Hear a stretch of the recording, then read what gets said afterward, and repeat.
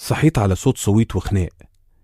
جريت على البلكونة علشان أعرف الصوت ده جاي منين، ولقيت إنه جاي من البيت اللي نزلت امبارح وعملت الإشارة اللي قريتها في كتاب زمير عليه. معقول اللي مكتوب في الكتاب بيتحقق؟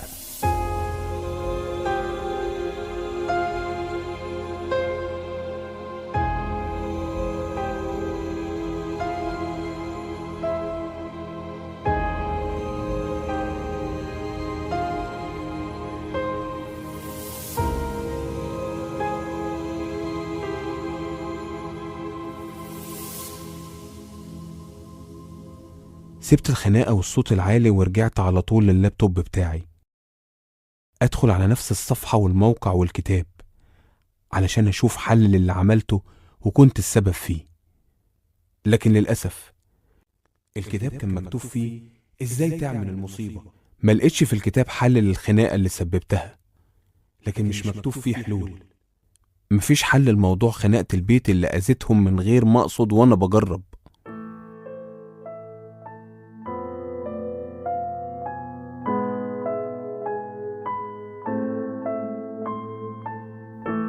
نظرتي لنفسي بقت وحشة. معقول أكون سبب في خناق ناس معرفهمش وما حاولش حتى أساعدهم. ركنت موضوع الطيف لحد ما أشوف حل للي عملته، ودورت تاني على كتب يكون فيها حاجات مضادة للي عملته. دورت على كتب ممكن تحل المشاكل زي ما في كتب بتعمل مشاكل. افتكرت وانا بدور ان شفت ناس بتتعامل مع المشعوذين وبيدفعوا ليهم فلوس علشان ينفذوا اللي احنا عايزينه. فكرت ان ممكن ادفع مبلغ واطلب ان مشكلة البيت اللي قامت فيها الخناقة بسببي تتحل، علشان كمان مفضلش عايش بذنب اني كنت سبب في خراب بيت حد معرفوش. دخل عليا اخويا وطلب مني نفطر سوا. خرجت من اوضتي معاه واكلنا. واحنا بناكل سألني والدي كنت بعمل ايه امبارح وانا في الأوضة، علشان هو سمع اني كنت بتحرك كتير وكان قلقان عليا. فقلت له اني كنت بوضب الأوضة وحاجاتي. فسألني لحد الفجر. ساعتها عرفت ان اللي كان رايح يصلي الفجر امبارح وعملت نفسي نايم هو ابويا. رديت عليه وانا مبتسم لحد قبل الفجر بشوية، وعرفته اني مرهق ونمت تاني. ممكن من تغيرات الجو ما بين هنا والقاهرة، وممكن من شغل الكتير على الكمبيوتر امبارح.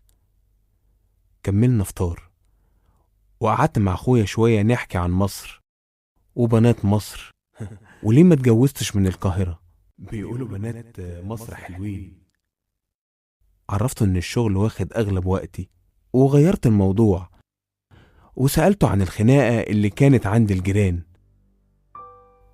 وكأني معرفش حاجة عن الخناقة. رد عليا انه زيه زيي. صحى على صوت زعيق وخناق وخرج علشان يلاقي ان بيت الجيران ماسك في بعضه. سألته هم متعودين يتخانقوا؟ رد عليا وقال لي خالص، دول ناس زي الفل والأغلب بيحلف بأخلاقهم وذوقهم، تحس إنها شوطة وشطتهم.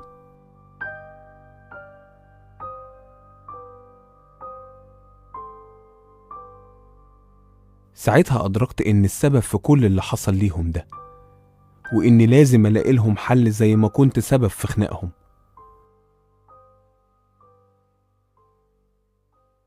رجعت لأوضتي مرة تانية وبصيت بعمق على كل ركن فيها، نظرات ثاقبة ملهاش هدف. واقف في مكاني على باب الأوضة باصص على السرير مش مترتب، النسخة الأولى من الكتاب اللي مع آسر جنب اللابتوب، واللابتوب مقفول موجود على طرف السرير. رحت للدولاب وأخدت غيار وهدوم ودخلت الحمام اخد دش وانزل معاه همومي وافكاري اللي ماليه دماغي. خرجت من الحمام ورجعت للأوضة. قدام المراية باصص على نفسي وبتكلم من غير صوت.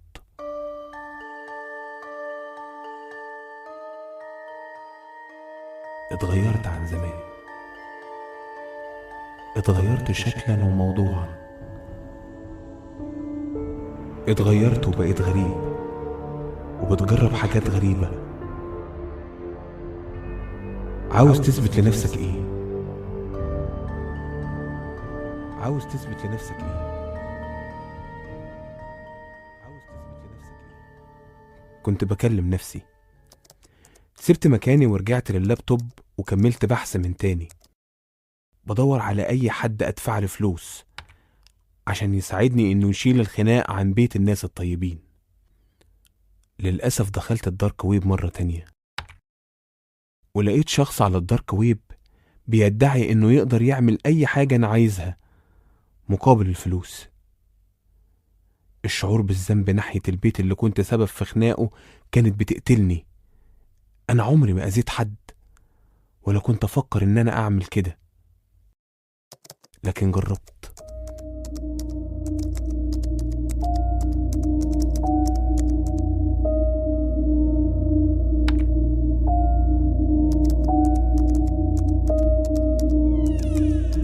دخل عليا اخويا وسألني مش هتتعشى معايا؟ قلت له انا ماليش نفس. فاستغربني علشان انا ما اتغديتش معاهم اليوم دون. فطمنته وقلت له انا لما جوع هاكل على طول. وسألته عن بابا اتعشى ولا لسه. قال لي ان بابا مش بيتعشى اغلب الوقت وبيحب ينام خفيف. ده خلاني اسأل اكتر عن حالة بابا الصحية، خصوصا انه سنه كبر. ساعتها قعد على طرف السرير وقال لي ان بابا الحمد لله كويس، غير السكر والضغط والقلب والادوية اللي بياخدها مفيش جديد. يا حبيبي يا بابا، سكر وضغط وكسور في القلب. قطع تفكيري ساعتها وقال لي ما انت عارف يا حبيبي، ابوك ده عظمة كبيرة ربنا يخليه لينا. ربنا يطول في عمره. خرج اخويا من الأوضة ورجعت للبحث تاني على اللابتوب، وقررت وقتها اني هدفع للراجل علشان يحاول يحل موضوع خناقة الجيران. ساعتها لقيت عرض مناسب، لقيت حد مش بياخد فلوس كتير وبيقول عن نفسه انه حلال المشاكل العويصة. صفحة الراجل ده موجودة على دارك ويب، والفلوس بتدفع بالفيزا كارد. سبت اللابتوب على سريري مكان قعدتي ورحت لشنطتي علشان اجيب الفيزا، لاني لازم ادفع مسبقا. طبعا لازم تدفع الاول والفلوس هنا هي اللي بتتكلم. شنطتي كنت سايبها على الارض جنب التسريحة، والتسريحة دي طبعا فيها مراية بتاعت الأوضة. نزلت على الأرض وفتحت الشنطة، وأنا بطلع الفيزا من المحفظة النور قطع. النور بيقطع الوقت ده كتير بدون داعي، والأوضة بقت عتمة ومفيهاش أي مصدر للضوء غير شاشة اللابتوب بتاعي اللي سايبه على سريري. رفعت راسي وقمت واترعبت حرفيا من اللي حصل.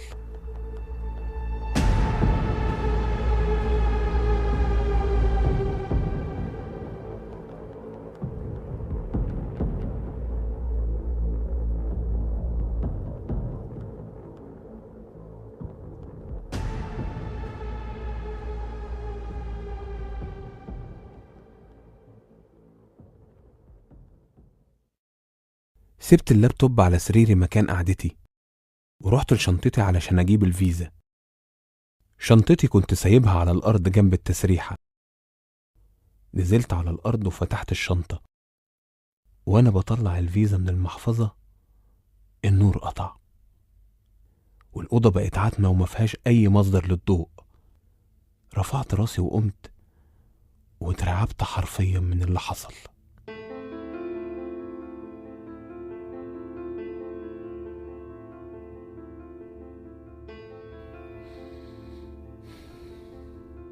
لمحت في المراية كأن في حاجة ورايا بتتحرك. بصيت بسرعة ورايا، ما لقيتش حاجة. ساعتها حسيت ان في حاجة اتحركت في المراية من ورايا، كأنه انعكاس لحاجة انا مش شايفها في الأوضة. فرجعت بصيت بسرعة على المراية وانا مرعوب.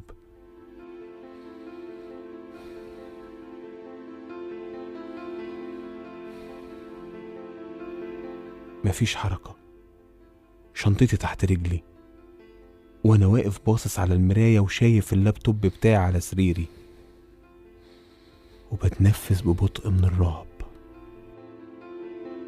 بحاول اسمع كل تفاصيل الصوت حواليا، والمكان عتمة تقريبا. وسط كل اللي انا فيه ده لقيت حد بيفتح باب الأوضة عليا. اتخضيت وسميت الله. لقيت اخويا. خدت نفسي، اخيرا مش لوحدي. بصلي وكان بيحاول يطمن عليا، اكمن النور قاطع والدنيا عتمة. طمنته وسألته: النور بيقطع هنا كتير؟ فرد عليا وقال لي: مش دايما. سألته عن شمعة تنور او كلوب او كشاف نستخدمه، فضحك لي وسألني: خايف من الضلمة ليه كده؟ وقال لي: هي نومة القاهرة لوحدك علمتك تخاف من الضلمة يا دكتور؟ ساعتها قلت له: لا خالص، بس بحتاج للكهرباء عشان بستخدمها في شغلي. ساعتها قال لي انه ممكن نشتري بكرة حاجة تنور بيها، وسألني بعمل ايه عند المراية، خصوصا ان لما النور بيقطع اغلبنا بيبعد عن الانعكاسات والحاجات اللي ممكن تخوفنا من العتمة.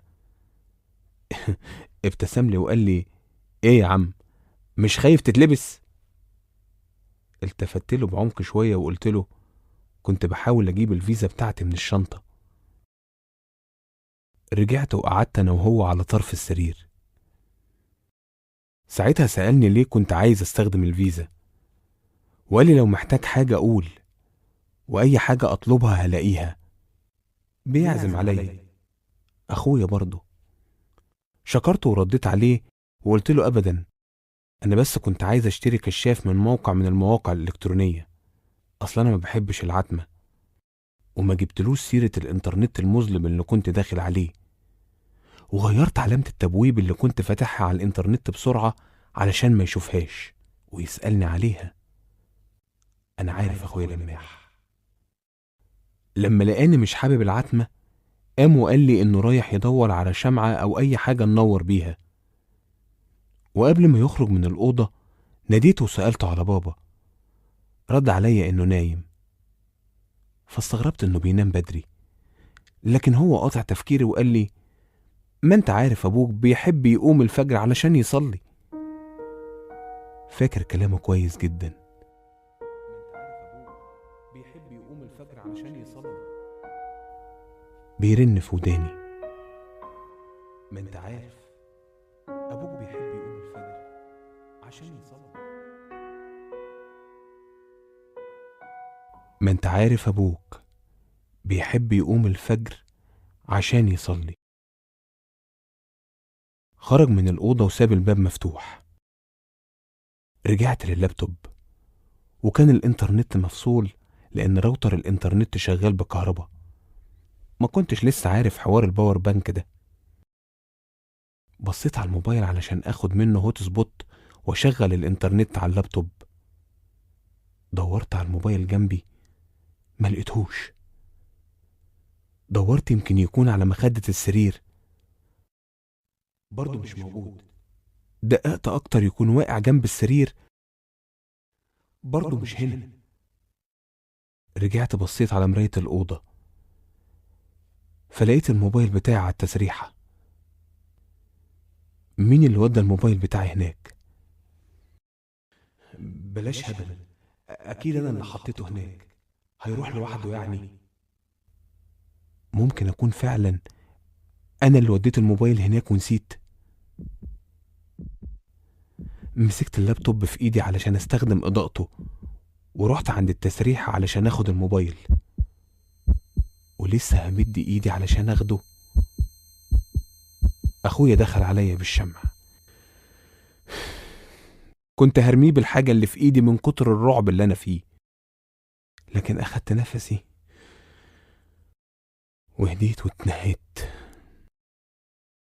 نور اخويا الشمعة ودور على مكان يحطها، وراح قدام مراية التسريحة وحطها قدامها ناحية اليمين، ونور واحدة تانية وحطها ناحية الشمال.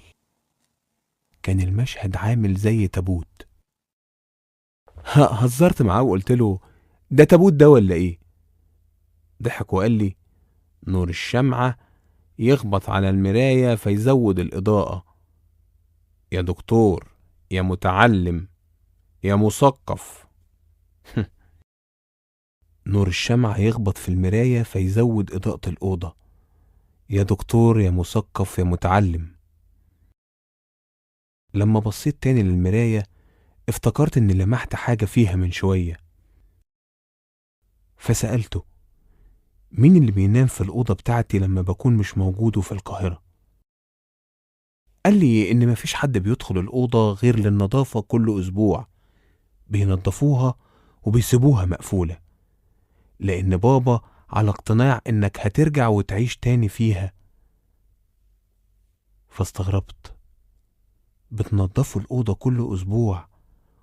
ولما جيت كانت الأوضة تضرب تقلب وكلها تراب وعفرة. ساعتها بصلي وقال لي إنه بقالهم فترة مش بينضفوها، علشان آخر مرة كانوا بينضفوها لقوا تحت السرير في الصحارة الصندوق اللي كانت والدتي بتشيل فيه صور العيلة والذكريات. ولما فتحوا الصندوق افتكروا سوا الذكريات، وبابا اتضايق شوية، وعشان كده بعدوا عن الأوضة الفترة دي. فسألته حصل امتى الكلام ده؟ قال لي من حوالي سنة، خافوا يوضبوا الأوضة ليلاقوا حاجة تانية تفكرهم بست الكل. سكتنا شوية لما افتكرنا أمي، وسألته محدش كان بينام هنا طول فترة اغترابي في القاهرة؟ قال لي مفيش حد بيدخل الأوضة من سنة تقريبا. قلت له غريبة، وهو استغرب شوية إنه قلت له كده. بصيت له وقلت له: أنت بتؤمن بوجود أشباح وعفاريت؟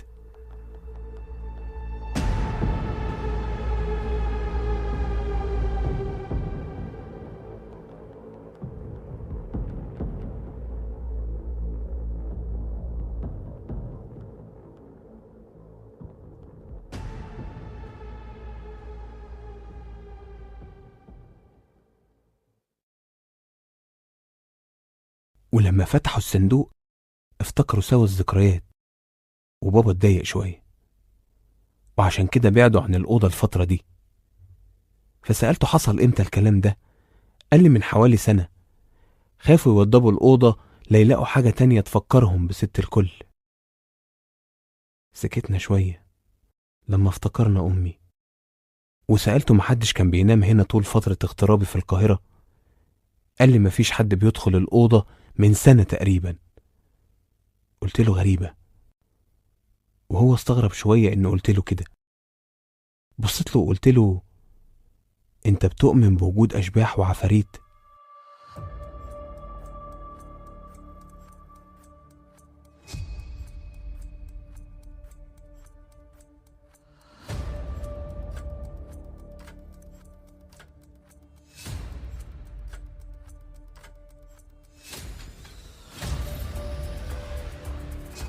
دخلت على الانترنت وفتشت بعنوان الكتاب هي ناقصة، ولقيت ان اغلب الناس كاتبه انه كتاب خاص بالسحر والمشعوذين. مع عفريت اللي بني آدم.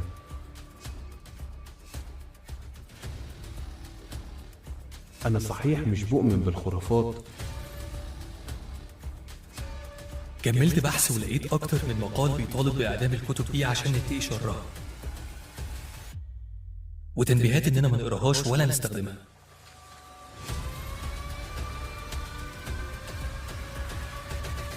ده موضوع كبير وله أصول. بصيت له وقلت له: أنت بتؤمن بوجود أشباح وعفاريت؟ ضحك لي واستغرب شوية وقال لي: أنت جاي تسأل في الموضوع ده والدنيا عتمة كده؟ هي ناقصة. قلت له عادي من باب الدردشة. فزعقلي وقال لي عفاريت ايه يا دكتور؟ ما عفريت اللي بني آدم، المفروض انك متعلم ومثقف. استغربني اني بسأل السؤال ده، فطمنته وقلت له ما تستغربش يا حبيبي، انا صحيح مش بؤمن بالخرافات، لكن موضوع وجود اشباح من عدمه ده موضوع كبير وله اصول. وعشان اغير الموضوع قلت له ما علينا، انا جعت، في اكل ولا اطلب دليفري من بره؟ رد عليا باستنكار وقال لي اكل من بره الساعة دي؟ انت فاكر نفسك في مصر؟ طب طبخين ايه يتاكل النهارده؟ رد عليا الخير كله يا حبيب اخوك. ساعتها النور جه وقلت له وشك حلو، النور جه على وشك. ضحك لي وقال لي انا قاعد معاك من يجي نصايه، وش حلو ايه بس؟ هقوم اشوف لك حاجه تاكلها. خرج اخويا من الاوضه وقفل الباب وراه. قمت وطفيت الشموع اللي كانت قدام المرايه، وبصيت للمرايه مره تانية بعمق، وكان بيدور في عقلي حاجات كتير. ابسطها مين اتحرك قدام المرايه لما النور قطع من شويه؟ ممكن يكون خيال، او يمكن بتخيل.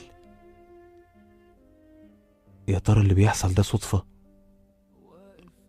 ممكن يكون الكتاب اللي معايا فعلا عليه لعنه، وممكن يأذيني لمجرد اني عايز اوصل لاصل الامور. موضوع الطيف ده ممكن يكون حقيقي، الاشباح موجوده. واقف قصاد نفسي، يمكن ده حد تاني، ملامحي فاكراني، بس عمري مش شبهي.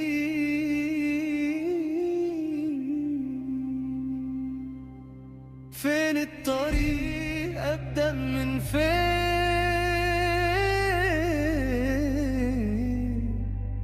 أنا متغير ما بقتش عارف مين.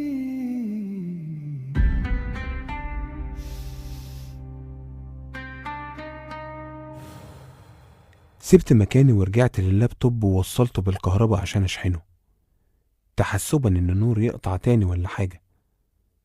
ودخلت على الانترنت المظلم تاني مرة علشان ندخل على آخر صفحة كنت عليها، واللي كان عليها خدمات مدفوعة علشان الجن، العفاريت، علشان تساعدنا في عمل شوية حاجات.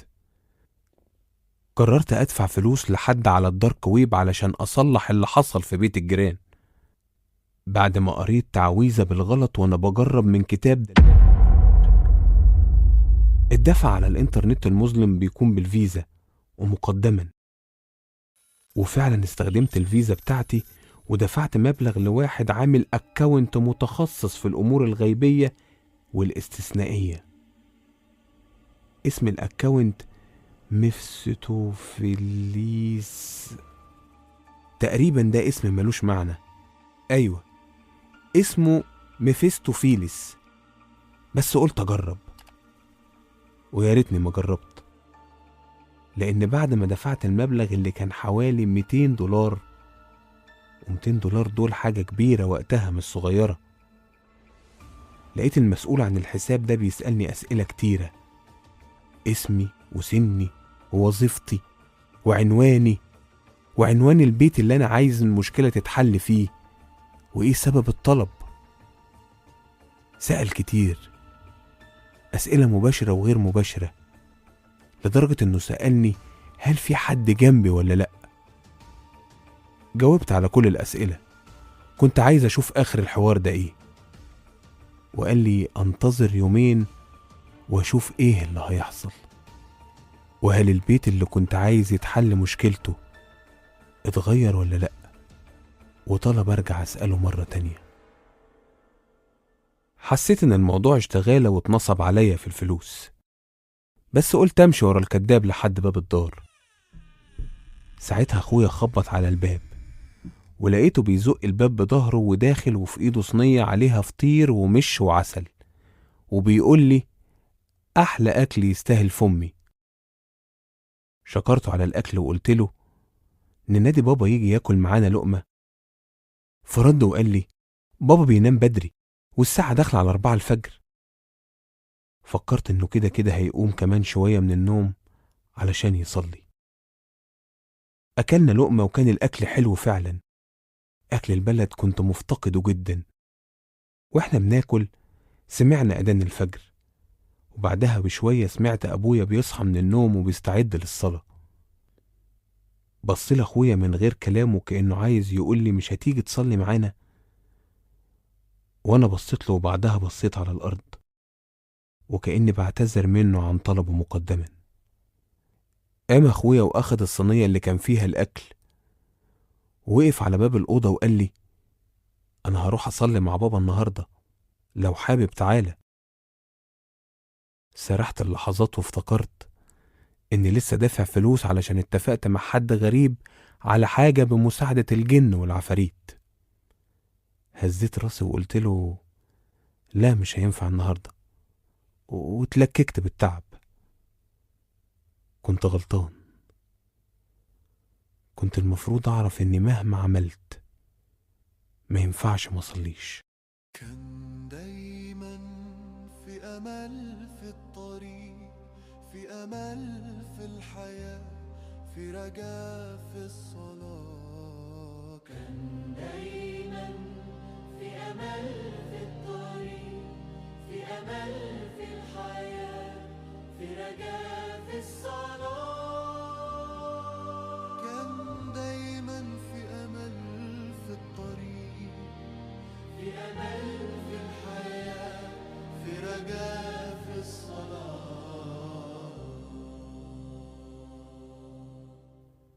زعلت شوية على نفسي وقلت أرتاح من التعب ونمت، وحلمت يومها حلم مش قادر أنساه لحد النهاردة.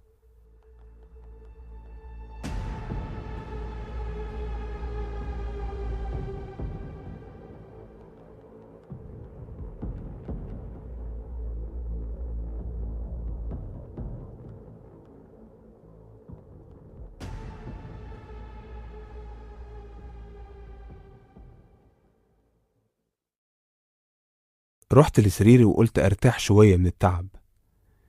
نمت وحلمت يومها حلم مش قادر أنساه لحد النهاردة.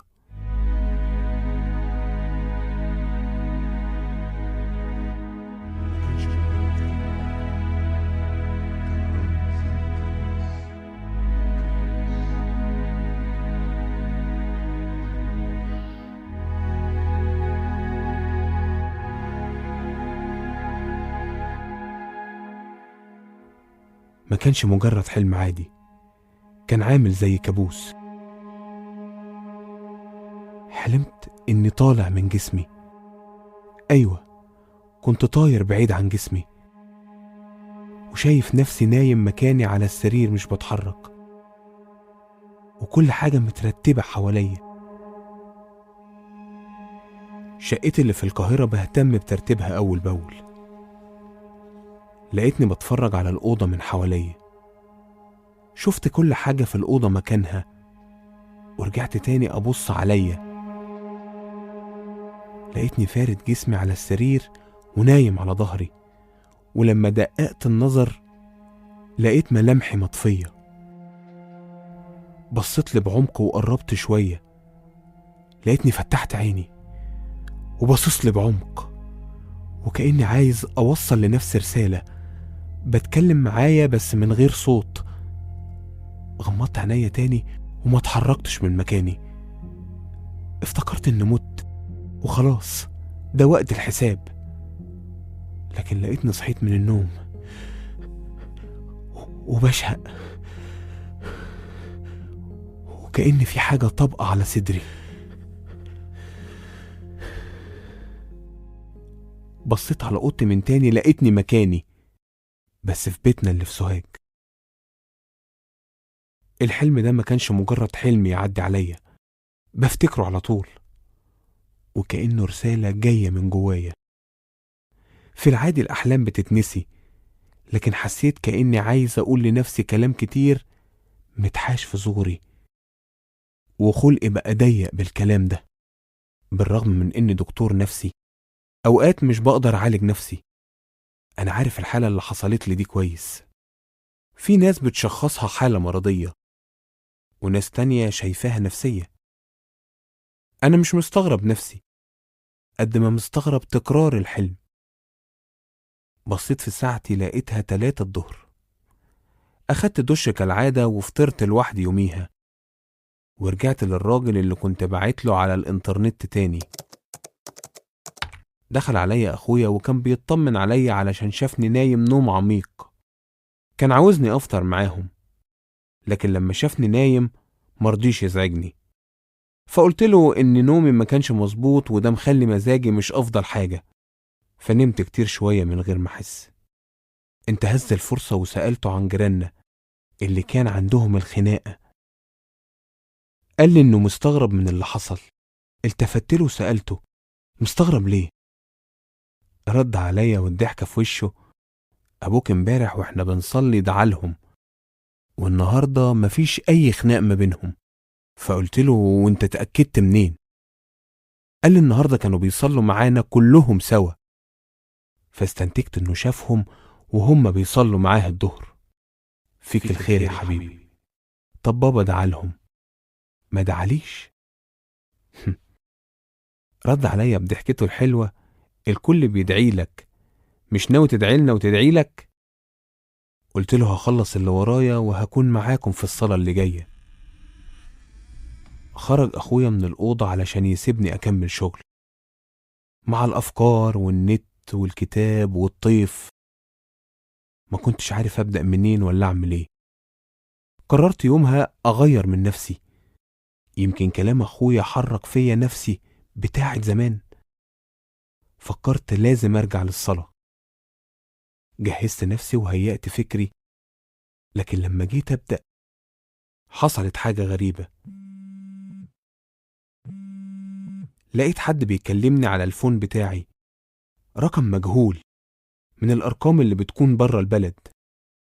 مش من عادتي أرد على الأرقام الغريبة جوه البلد، فهرد على الأرقام الغريبة من برا.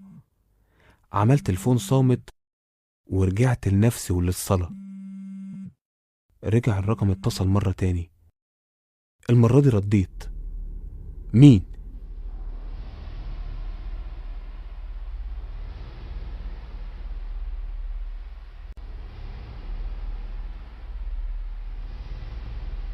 سمعت صوت همهمة وخشولة وما فهمتش حاجة. مين معايا؟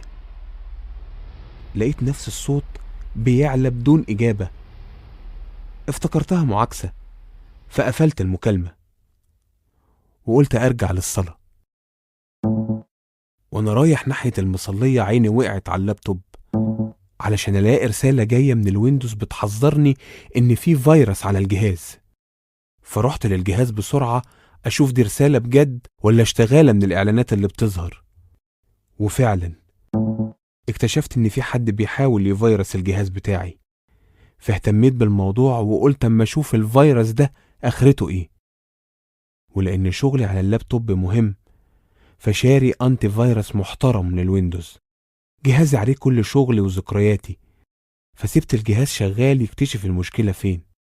ولسه هرجع للصلاة جالي رسالة من الراجل اللي كنت بعت له علشان مشكلة البيت تتحل. ودخلت أقرأ الرسالة على طول.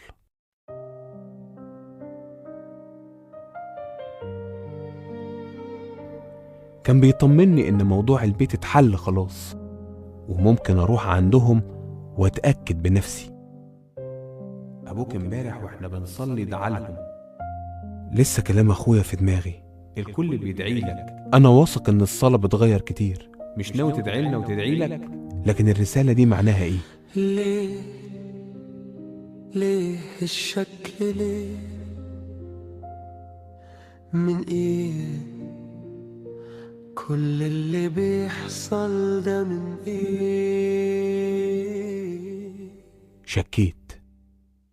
فسبت اللي ورايا واللي قدامي وبعتله رسالة تانية علشان أسأله فيها انت بتعمل الأمور دي ازاي. لقيت موبايلي بيرن تاني من نفس الرقم الغريب اياه. قلت المرة اللي فاتت كان ممكن يكون في مشكلة في الشبكة، علشان كده بيحاول نفس الشخص يكلمني تاني. فرديت على المكالمة على طول ولقيت نفس الهمهمة والخشولة. انت مين؟ جالي رد على رسالتي من الغريب بيقول لي فيها عايز تعرف انا بعمل كده ازاي ولا انا مين. والمكالمة لسه شغالة على ودني وجنب رجلي اللابتوب. رميت الفون من ايدي من كتر الرعب وبصيت على اللابتوب اللي جنبي. اتحركت ووقفت جنب السرير وباصص على الفون واللاب. رحت للتليفون لكن بحذر وسمعت نفس الهمهمة. بلعت ريقي وكلمته. هو انت الراجل اللي بكلمه على النت؟ انت جبت رقمي منين؟ ساعتها المكالمة اتقفلت في وشي عشان ترجعني لأفكاري وحيرتي.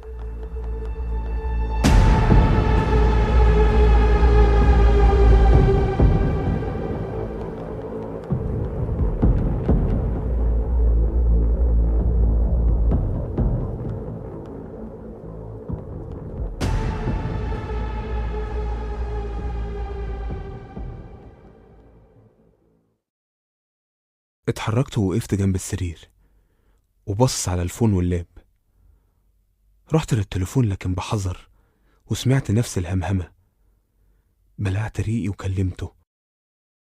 هو انت الراجل اللي بكلمه على النت؟ انت جبت رقمي منين؟ ساعتها المكالمة اتقفلت في وشي علشان ترجعني لأفكاري وحيرتي.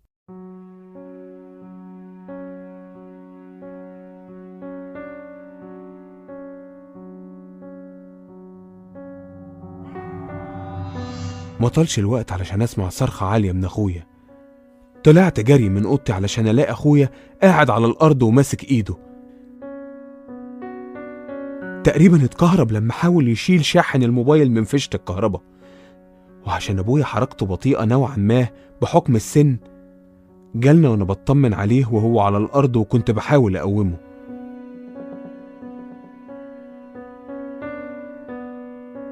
لكن ابويا افتكرني انا اللي اذيته. قال لي عملت ايه في اخوك؟ ده اخوك، حرام عليك. حاولت افهمه اني لسه خارج من الاوضه على صرخه اخويا وكنت بطمن عليه. كرر كلامه وقال لي حرام عليك، اخوك حبيبك. حاول اخويا يفهمه ان اللي حصل ده من فيشة الكهرباء والحمد لله بقى كويس. لكن فضل ابويا باصص لي وبيقول لي حرام عليك اخوك. اعتذرت لابويا وبصيت لاخويا كمان واعتذرت له، لكن باستغراب من جوايا حاولت اخبيه ورحت لأوضتي وقفلت على نفس الباب. كنت مستغرب من رد فعل والدي جدا، وسمعت اخويا من جوه اوضتي وهو بيحاول يوضح لابويا ان مش انا السبب واني كنت بطمن عليه وبحاول اقومه من على الارض. لكن ابويا كان رافض حقيقة اللي حصل نهائيا. يا ترى كل ده كان صدفة؟ ما كنتش عارف مالي ولا عارف اتصرف ازاي، وعقلي وقع عن التفكير. مستغرب، متضايق، مش عارف ابدأ منين لاكتشاف موضوع الطيف اللي كنت مهتم بيه. انا مسافر من القاهرة لهنا علشان ادور على اي حاجة تساعدني في موضوع الطيف. ممكن ده يكون اخر كدبتي على آسر. الموضوع كده ما بقاش لعنة الطيف بس، ده كمان بقى لعنة آسر. لا عارف افهم الطيف ولا عارف انهي اللي بديته في اي حاجة.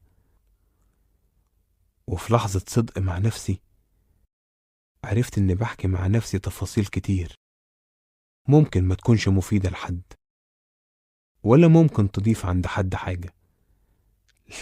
لكن شغلي علمني كده. اتعودت اهتم بالتفاصيل. هو انا كده طول عمري بحاول اثبت لنفسي حاجات أنا بس اللي بكون مقتنع بيها. بس ليه مش كل الناس مقتنعة بكلامي؟ أنا مش جهبذ ولا عالم، ده أنا حيالله دكتور نفسي. يمكن علشان بدور وابحث في أمور كتير، عقلي ديناميكي، مش بحب الروتين، مش بثق في الآلات، مش براعي الزمان ولا المكان، لأني مقتنع بأفكار الزمكان. الثقافة وكتر المعلومات أوقات بتأذي صاحبها، كتر المعرفة بتنفخ.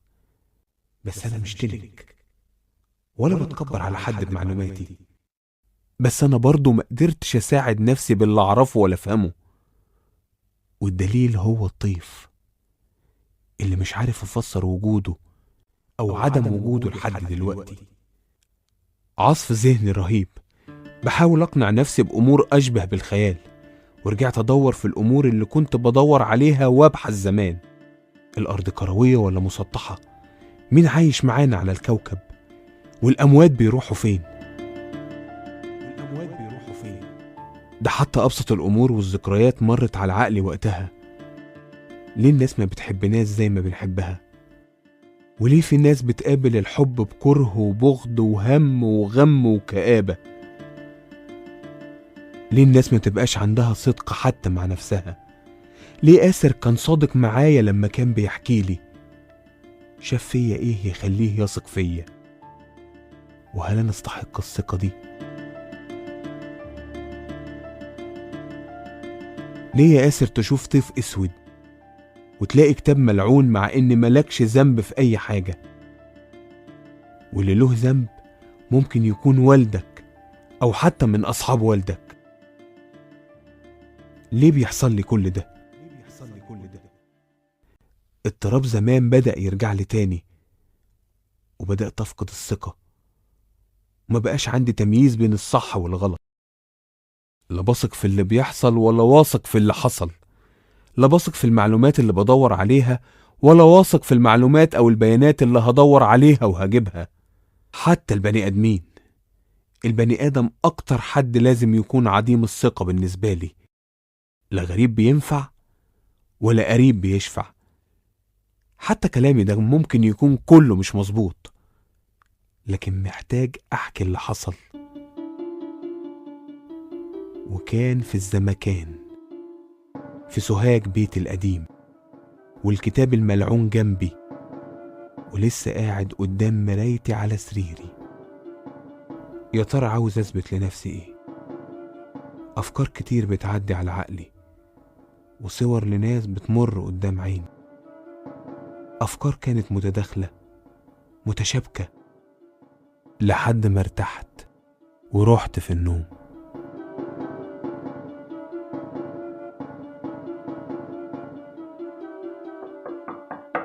صحيت على تخبيط باب أوضتي.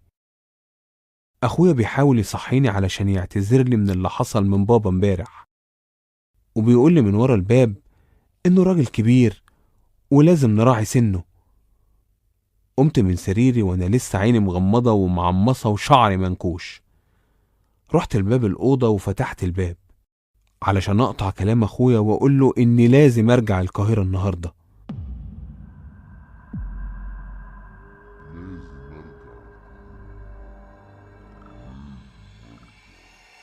سكت أخويا شوية وهو قدامي، وبعد ثواني قال لي: أنت لحقت تقعد معانا؟ مشيت من جنبه ورحت للحمام، وقلت له مش عايز أكون سبب في أذية حد فيكم.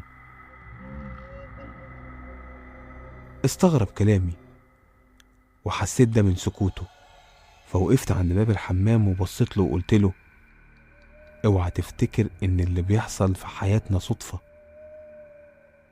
الفترة اللي فاتت أنا حاولت أدور في أمور كتير ملهاش أساس من الصحة علشان أثبت إن ليها أساس من الصحة، أو أحاول أفهمها.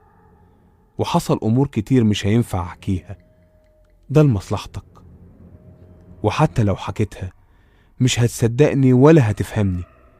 واللي حصل فيك امبارح لما كنت هتتكهرب من فيشة الكهرباء وانت بتشيل الموبايل، أنا من يومين بستقبل اتصالات على الفون من ناس غريبة، ومشيها غريبة لحد ما أفهم أو أعرف مين دول أصلا. كان لازم اربط ايه اللي حصل لك وانت بتشيل موبايلك من الفيشة بالاتصالات اللي جات لي على الفون بتاعي. ما هو الغريب اللي اتصل كان بيحاول يثبت لي حاجة، ومش بعيد يثبتها فيك انت او في بابا، بس الحمد لله انها جت فيك علشان ابويا مش هيستحمل. وابوك نفسه اللي كان مصر ان انا اللي اذيتك وانا بحاول اساعدك لما كنت مرمي على الارض كان عنده حق، عشان اللي حصل لك ده اكيد برضه مش صدفة، زي ما كلام ابوك ما كانش صدفة لما قال انت بتعمل في اخوك كده ليه، علشان راجل تقي وبيعرف ربنا وبيشوف الامور بعين تانية غير عينيه. قلت الكلام ورا بعض وانا بحاول اوضح لاخويا ان في امور كتير بتحصل مش صدفة، وان في حاجات خفية مسؤولة عن اللي حصل. ما حاولتش اوضح اكتر من كده لاخويا، وفي الاخر قلت له اني هرجع القاهرة، مش هينفع اكون سبب في اذية الناس اللي بحبها. انت اخويا وابويا احن ناس عليا، مش هينفع اكون سبب في تعب ليكم. رجعت للحمام علشان اخد الدش بتاعي، لكن اخويا قاطعني وقال لي انا قريت الورقة وشفت الكتاب اللي معاك،